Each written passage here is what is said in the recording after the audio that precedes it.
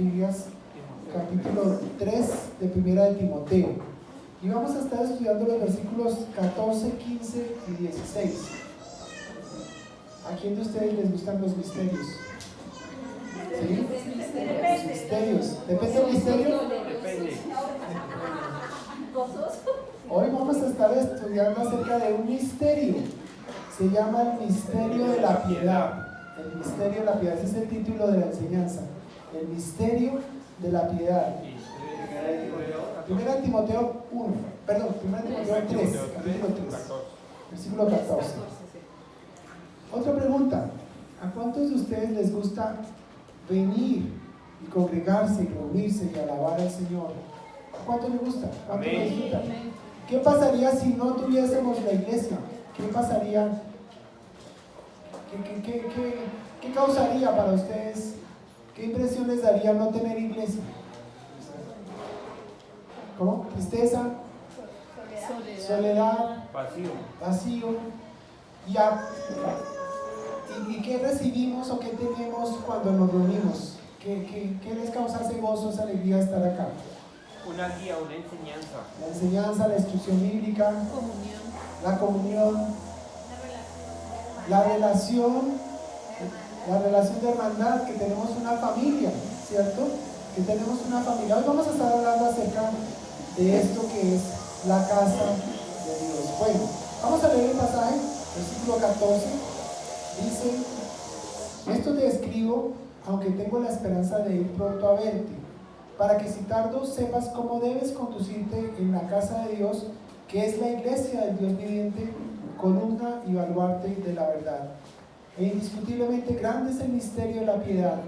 Dios fue manifestado en carne, justificado en el Espíritu, visto de los ángeles, predicado a los gentiles, creído en el mundo, recibido arriba en gloria.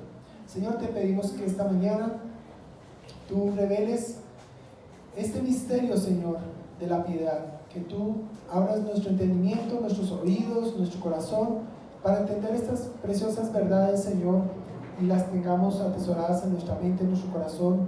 Y esto haga, Señor, que nuestra vida sea diferente, que nuestra relación contigo sea diferente, que nuestra relación como hermanos sea diferente, que nuestra iglesia, Señor, sea diferente, Padre precioso. Te pedimos, Señor, tu dirección en el nombre de Cristo Jesús. Amén. Bien, quiero tener dos puntos para la enseñanza de hoy. El primero de ellos es que Cristo es la verdad misma. Ese es el primer punto. Cristo es la verdad misma. Y el segundo punto es que Cristo es la única base de toda piedad. Cristo es la única base de toda piedad. Vamos a ir con el primer punto: Cristo como la verdad misma. Dice en el verso 14: esto te escribo, le está hablando Pablo a Timoteo, aunque tengo la esperanza de ir pronto a verte. Recordemos que Timoteo está en una iglesia, probablemente la iglesia en Éfeso, y Pablo le ha encargado, le ha dado instrucción para que guíe, dirija, establezca la iglesia allí, porque estaban pasando cosas difíciles dentro de la iglesia. Y entonces Pablo le está dando instrucciones a Timoteo de cómo conducirse. Dicen, ese es el pasaje central que tenemos en el estudio de 1 Timoteo, el versículo 15: para que si tardo sepas cómo debes conducirte en la casa de Dios, que es la iglesia del Dios viviente, columna y baluarte de la verdad. Entonces, inicialmente Pablo le está dando instrucción a Timoteo, y por eso le escribe esta carta, ¿sí? Para darle instrucción de cómo nos debemos conducir los cristianos en la casa de Dios. Y esta casa de Dios no es otra cosa, como lo dice ahí mismo, la iglesia del Dios viviente. ¿Es usted parte de la iglesia? Pregunto esta mañana. ¿Sí? ¿Cómo se es parte de la iglesia?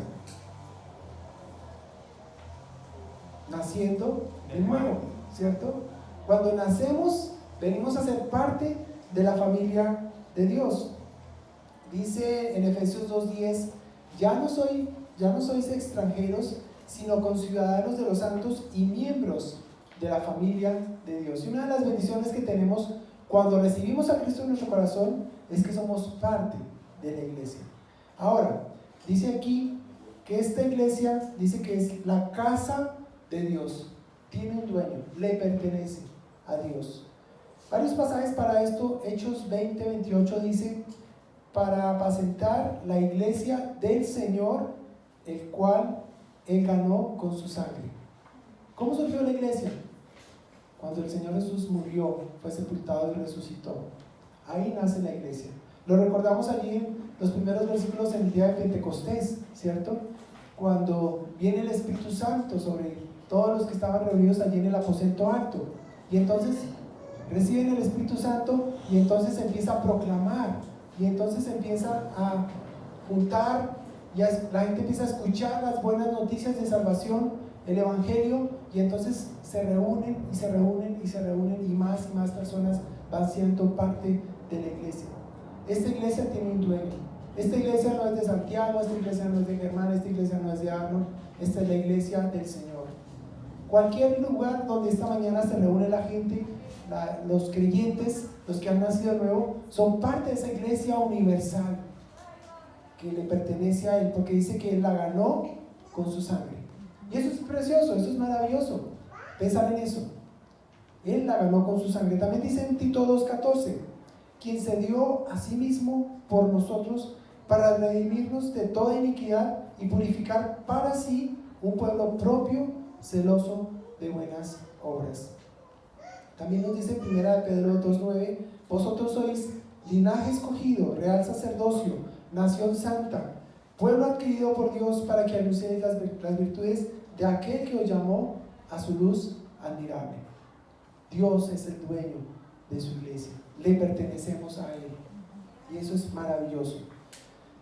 Y luego vemos cómo dice que esta iglesia es la columna y baluarte de la verdad.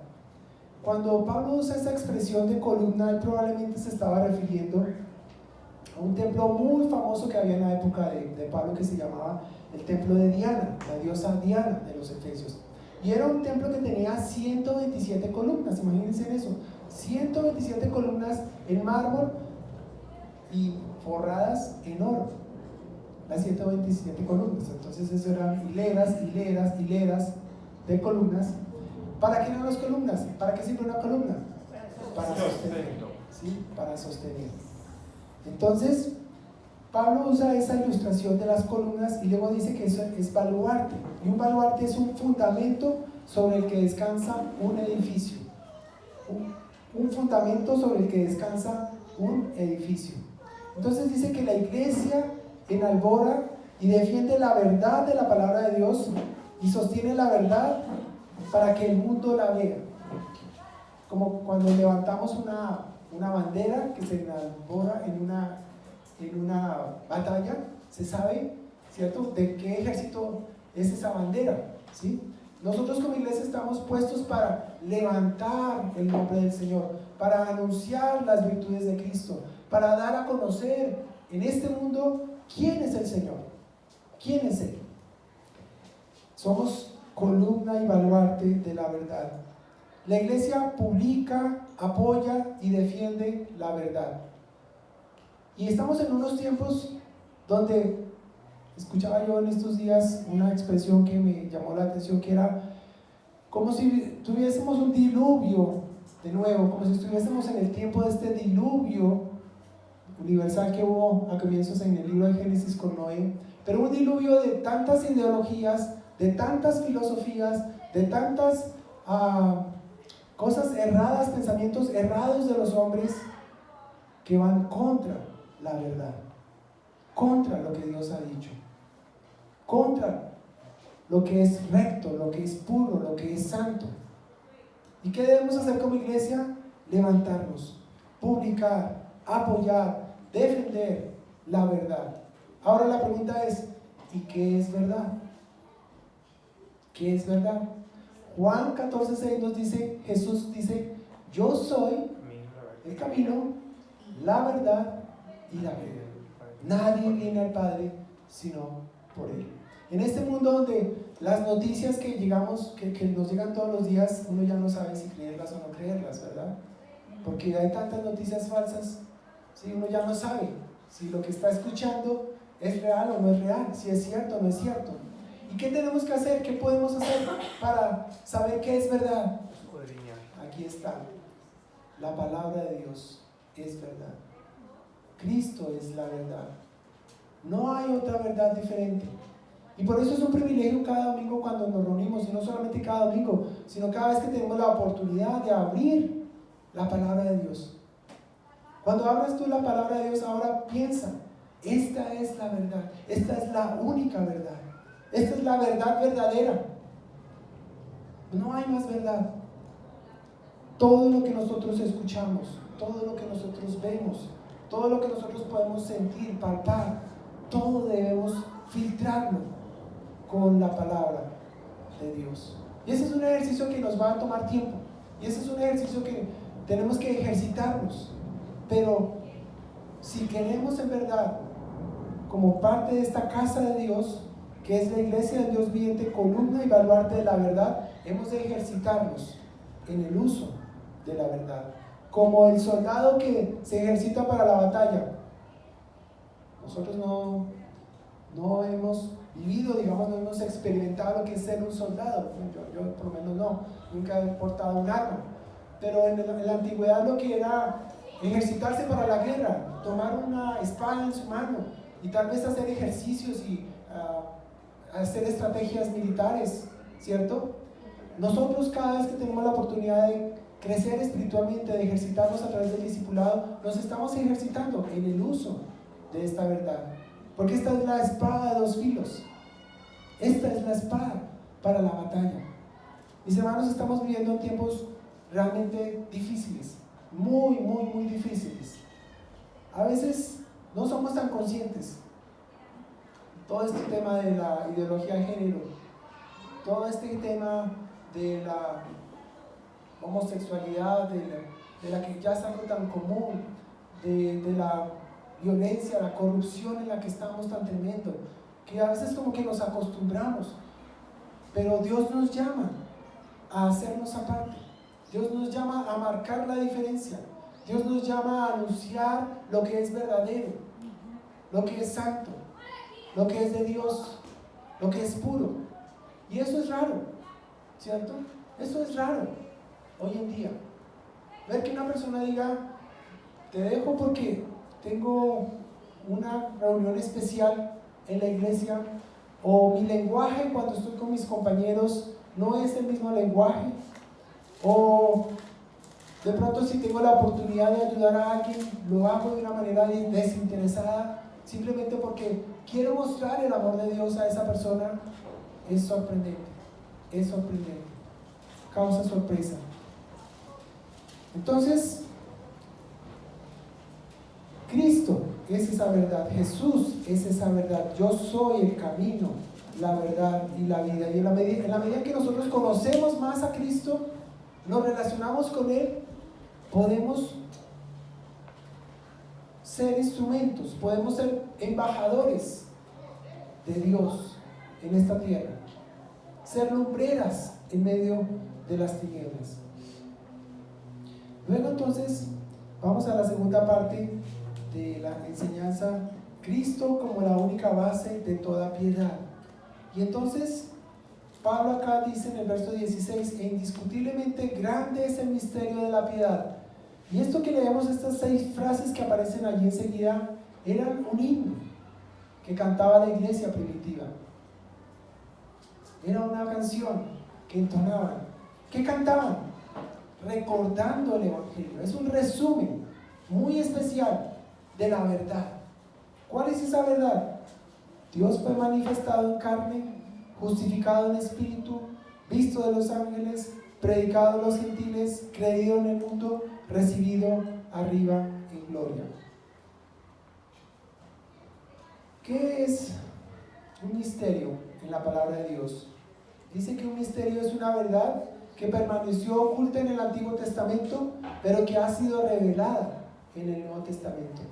Y hay varios misterios en la palabra de Dios. Les voy a mencionar algunos. Se emplea para describir la encarnación de Cristo. Ese es un misterio. Que Dios haya dejado su trono, se haya hecho hombre, se haya humillado para ser hombre, nacer como un bebé. Eso es un misterio. Luego dice que la presencia de Cristo en el interior de los creyentes. ¡Qué gran misterio!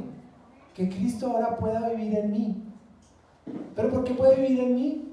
Porque todo aquel que cree en Él, Jesús ha perdonado sus pecados, ha limpiado sus pecados y por eso es santo. Y a los ojos de Dios no tiene culpa, porque la culpa y lo que merecía nuestro pecado, Cristo lo pagó. Por eso su presencia, su Espíritu Santo puede estar en mí. Otro misterio es la unidad de judíos y gentiles en la iglesia. Para los judíos eso era algo que no les caía en su cabeza. ¿Cómo así que los gentiles pudieran ser parte del pueblo de Dios? Eso no lo podían entender, pero es una verdad. La iglesia está compuesta por todos aquellos que creen en el Señor Jesucristo, sean judíos, sean gentiles, no importa de dónde tú seas, si has puesto tu confianza, si has puesto tu fe en el Señor Jesucristo, eres parte de la iglesia de Dios. Otro misterio es el Evangelio. El Evangelio es poder de Dios para salvación. No hay otra manera de llegar a ser salvo si no es creyendo el Evangelio. ¿Qué dice el Evangelio? Que Jesús es el Hijo de Dios, que Jesús tomó mi lugar, que Jesús pagó mi pecado, que Jesús murió, fue sepultado y resucitó al tercer día para darme vida eterna. Y todo aquel que cree en Él tiene vida eterna. Está otro misterio que es el misterio de la iniquidad, hablando del anticristo en los finales de estos tiempos. Y el otro misterio es el arrebatamiento de la iglesia. Grandes misterios, pero que han sido revelados. No se mantienen como cosas secretas, sino que están reveladas en la palabra de Dios. Dice indiscutiblemente, grande es el misterio de la piedad. Ahora, ¿qué es la piedad? Y la piedad no es otra cosa que nuestra relación, la relación del alma con Dios. Una persona piadosa es aquella que conoce a Dios, se relaciona con Él y no está aislada en un monasterio, no está aislada en una montaña, en una cueva. Se relaciona con otros y muestra a otros quién es Dios, quién es Jesús. Vive para Él. Esa es una persona piadosa. La pregunta esta mañana sería para nosotros: ¿es usted una persona piadosa? ¿Es tu hogar un hogar piadoso? ¿Es esta iglesia una iglesia piadosa?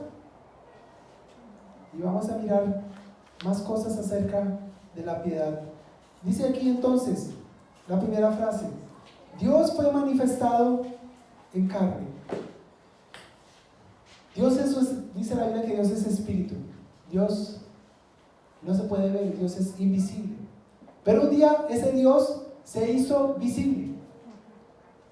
Dice Juan 14:9, el que me ha visto a mí, dice Jesús, el que me ha visto a mí, ha visto al Padre. ¿Quieres tú conocer a Dios? Persigue a Cristo, búscalo en las Escrituras, lee los Evangelios. Ahí vas a darte cuenta quién es Dios el Padre. Viendo al Señor Jesucristo, conociendo al Señor Jesucristo, vas a conocer quién es el Padre, quién es Dios realmente, porque Jesús es Dios. Juan 1:1 nos dice: en el principio era el verbo y el verbo era con Dios y el verbo era Dios.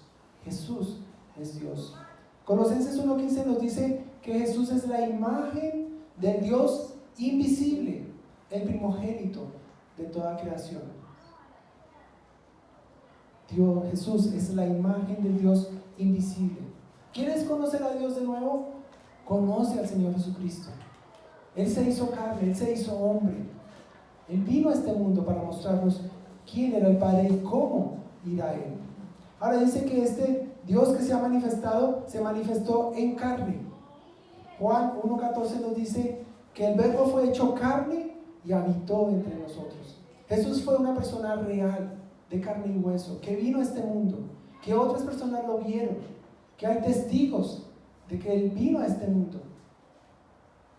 Romanos 1:3 dice que acerca de su Hijo nuestro Señor Jesucristo, que era del linaje de David según la carne. Tuvo unos padres. Fue encarnado por ahora el Espíritu Santo en María.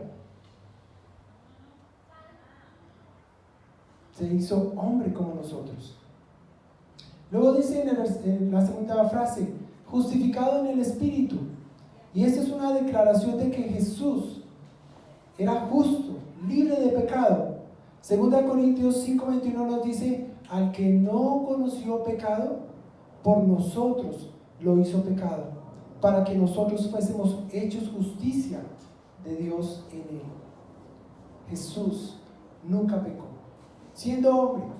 Si hay algo que nos caracteriza a todos los hombres, es que somos pecadores, por la desobediencia de Adán. De ahí heredamos el pecado. Pero este Jesús que vino del cielo nunca pecó. Y la Biblia nos da testimonio de eso. Al que no conoció pecado, dice la palabra, por nosotros lo hizo pecado. Él tomó nuestro lugar, se hizo pecado por nosotros, para que nosotros fuésemos hechos justicia de Dios en él. Para que a través de su sacrificio, para que a través de su muerte, nosotros fuéramos declarados justos. Y eso significa sin pecado. Eso significa poder tener comunión con Dios. Eso significa poder acercarnos a Dios. Sin esa justicia no podemos acercarnos a Dios. Es como cuando una persona la van a intervenir quirúrgicamente. Va a ir a la sala de cirugía. Hoy en día, pues que existen tantos procedimientos y hay cosas, digamos, que ayudan para que las bacterias no se contamine, digamos, cuando van a hacer una cirugía. Entonces el médico tiene que ponerse sus guantes especiales y todo su instrumental está totalmente esterilizado lo mejor posible para que esa cirugía se pueda hacer y para que esa persona se pueda recuperar prontamente en las mejores condiciones. Jesús, Él es nuestra justicia. Tercera frase, visto de los ángeles. Y esto me llama mucho la atención. Visto de los ángeles. Los ángeles participaron de la resurrección del Señor Jesús, le vieron resucitado. Mateo 28, 2 al 6. Quiero que vayamos allá al libro de Mateo. Mateo 28.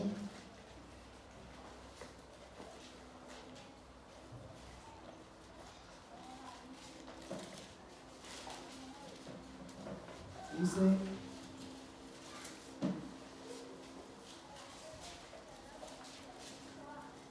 el versículo 2 al 6.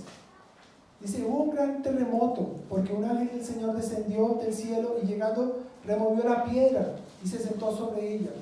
Su aspecto era como un relámpago y su vestido blanco como la nieve. Y de miedo de él los guardas temblaron y se quedaron como muertos. Mas el ángel respondiendo dijo a las mujeres, no temáis vosotras, porque yo sé que buscáis a Jesús, el que fue crucificado. No está aquí, pues ha resucitado como dijo. Venid, ved el lugar donde fue puesto. Estos ángeles fueron testigos de la resurrección del Señor Jesús. Pero no solamente fueron testigos de la resurrección del Señor, también fueron testigos de su nacimiento. Cuando Jesús nació, dice que huestes celestiales alababan al Señor.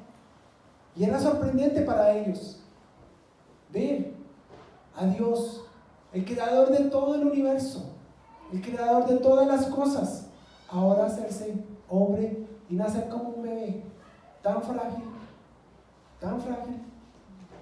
encarnado allí en un bebé. Los ángeles en la creación habían visto de Dios su poder, su sabiduría, su soberanía, pero en la redención, o sea, en la obra de Jesús en la cruz, vieron el gran amor de Dios, su condescendencia, su ternura y su compasión. Imagínense ustedes ángeles, seres celestiales que adoran a Dios día y noche. Y llega un momento en la eternidad donde estos seres ven a aquel que les ha creado humillarse de tal manera que va a morir en la cruz, que va a derramar su sangre, que va a padecer, que va a sufrir de tal manera por seres tan despreciables como los hombres pecadores, los hombres que se han rebelado contra Él, los hombres que le han injuriado, los hombres que le han causado dolor. Pero ahora están esos ángeles viéndolo, conociendo ese amor, conociendo esa misericordia. Es sorprendente. Los ángeles se admiran todo el tiempo se admiran de ese amor, de esa misericordia, de esa bondad.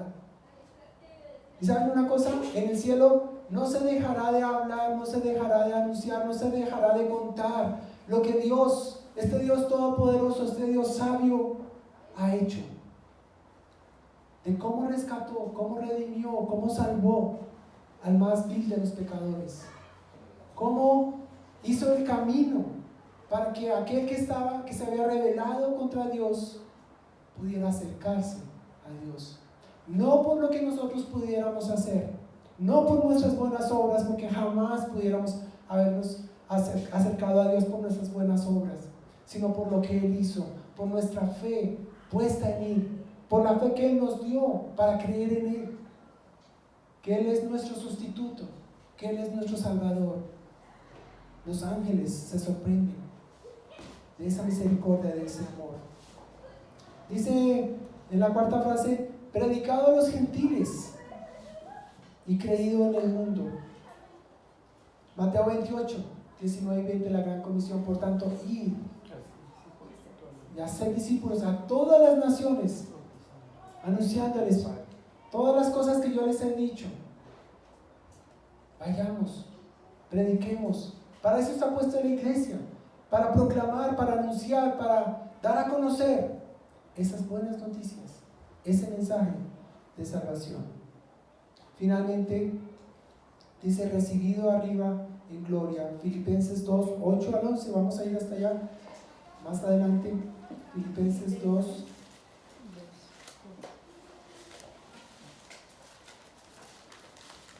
Filipenses 2,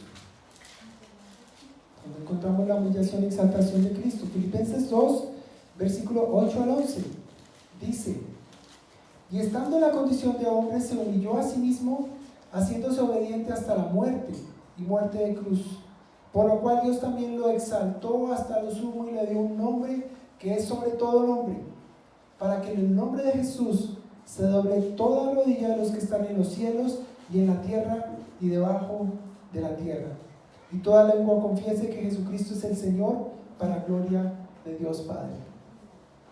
Cuando el Señor Jesús muere en la cruz, no se queda muerto, sino resucita al tercer día. ¿Y por qué resucita? Porque Dios el Padre, porque la justicia de Dios el Padre ha sido satisfecha. La paga del pecado, que es la muerte, ha sido pagado. La paga se ha pagado con la muerte del Señor Jesucristo. Se ha derramado sangre inocente, la sangre del Cordero es la que nos ha redimido, y por eso entonces Dios le resucita de entre los muertos. Por medio de su Espíritu Santo, Dios le da vida y resucita de entre los muertos como testimonio de que la justicia de Dios ha sido plenamente satisfecha, y ahora Jesús está vivo y es la cabeza. Y es la cabeza de esta iglesia, y es la cabeza de la casa de Dios, que somos nosotros, y es nuestra cabeza. Ahora, ¿qué tiene que ver esto con nosotros? ¿Qué tiene que ver ese mensaje? ¿Qué tiene que ver ese resumen de ese misterio de la piedad? Entonces vamos mirando algunas cosas como conclusión. La descripción que hace Pablo de Jesús después del pasaje que habla del carácter cristiano nos recuerda la clave para nuestra transformación de nuestro carácter, que es mantener nuestra mirada en Jesús. La semana pasada Arno nos enseñaba acerca de cómo se caracterizaba un cristiano, y daba lo leíamos en el capítulo 3, esa larga lista de cómo son los hombres en la casa de Dios, cómo son las mujeres en la casa de Dios, cómo son los obispos, los ancianos, los diáconos en la casa de Dios. Y eso es parte del carácter, eso tiene que ver con nuestra forma de ser. Pero para poder ser, para poder reflejar esto, no se puede si no es mirando a Cristo. No se puede si no es conociendo a Cristo. No podemos ser transformados, renovados, cambiados en nuestra manera de ser, sino es siguiendo a Cristo. Jesús es el cumplimiento perfecto del carácter de un cristiano. ¿Quieres tú ser un buen cristiano? Mira a Cristo. ¿Quieres ser tú un modelo para otros? Mira a Cristo. Jesús transformará nuestras vidas a su mismo carácter mientras nos relacionamos con Él. Y esto, la piedad no tiene que ver con cumplir normas, con cumplir reglas, sino tiene que ver con relacionarnos día tras día, momento tras momento, con este Dios. Este Dios que es visible, este Dios que se ha dado a conocer en la persona del Señor Jesucristo. Ser piadoso tiene que ver con ser como Él. Las personas piadosas no son personas pasivas, las personas piadosas son personas que toman la iniciativa, son intencionales y perseveran. ¿En qué? En ser como Jesús. Toman la iniciativa, son intencionales y perseveran en ser como Jesús. Vuelvo y pregunto, ¿es usted una persona piadosa? ¿Es su hogar un hogar piadoso? ¿Es esta iglesia una iglesia piadosa? Sabiendo que la piedad es ser como Jesús, reflejar a Dios, querer hacer su voluntad permanentemente.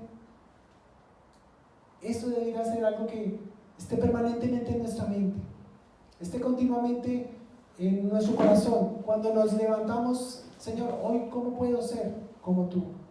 Hoy ¿cómo quieres tú usar mi vida, mis manos, mis labios, mis pies, todo mi ser, mi trabajo, mi estudio, todo?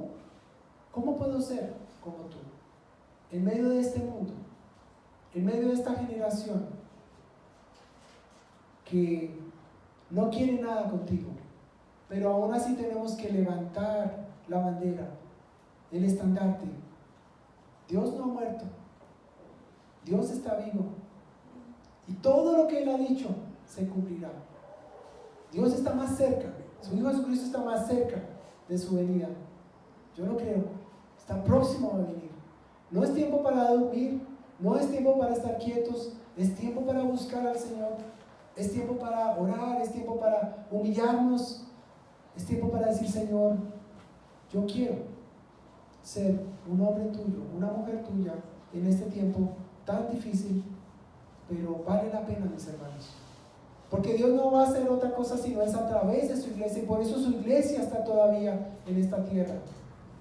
Gloria al Señor por los lugares donde se abren las puertas para predicar, para anunciar el Evangelio, para abrir las Escrituras, para meditar en ellas, para crecer en la gracia y en el conocimiento del Señor Jesucristo. Quisiera terminar con este reto para nosotros como iglesia, y es: ¿cuál es el lugar más especial que tú tienes? Si no es tu casa, ¿cierto? La casa debería ser un lugar donde uno siempre quiere llegar, donde uno siempre quiere estar. Y en esa casa y en ese lugar, ¿qué lo hace especial?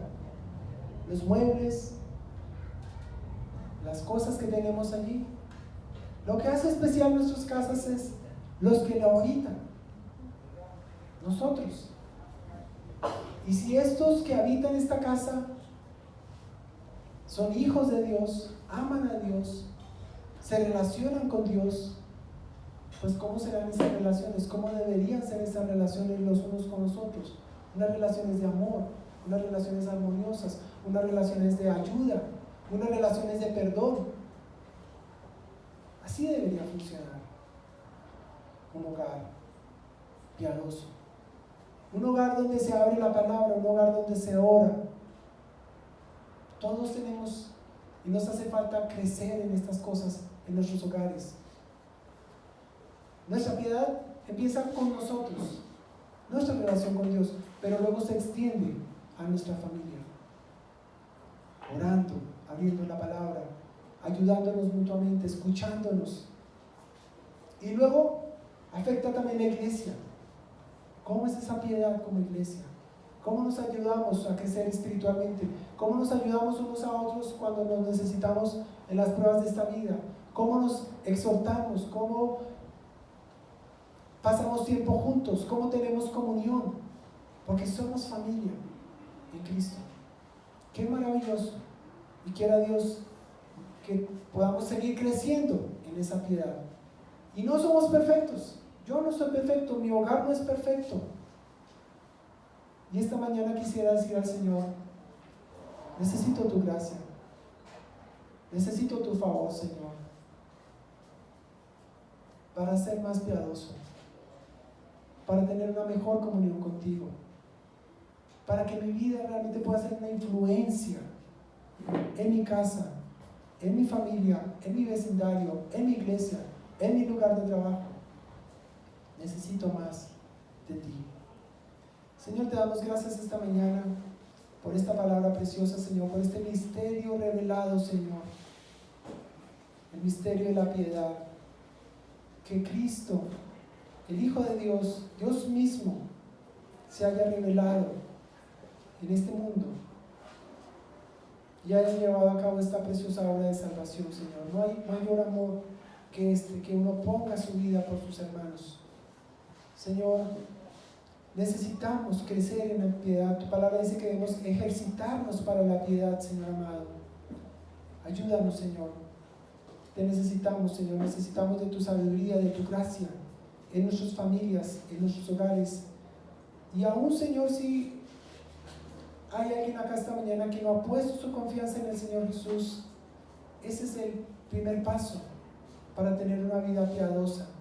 Creer en aquel que murió, fue sepultado y resucitó, en Cristo Jesús, que Él fue tu sustituto, que Él pagó por tus pecados, que reconozcas esta mañana que eres pecador y que estás separado de Dios, pero que quieres que Jesús tome el control de tu vida, que quieres que Jesús sea el Señor de tu vida y que Él te gobierne y que vivas de aquí en adelante para los propósitos de este gran Dios, que aún los ángeles se admiran, se sorprenden de cuánto amor, cuánta misericordia por hombres y mujeres pecadores, pero ahora redimidos, comprados con precio de sangre, el precio más alto que se podía pagar para poder ser parte de esta familia.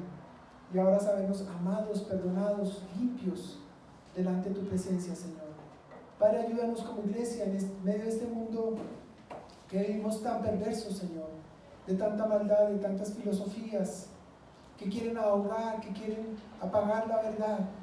Señor, a ser valientes para proclamar estas verdades y estas virtudes de aquel que nos amó. En el nombre de Cristo Jesús. Amén.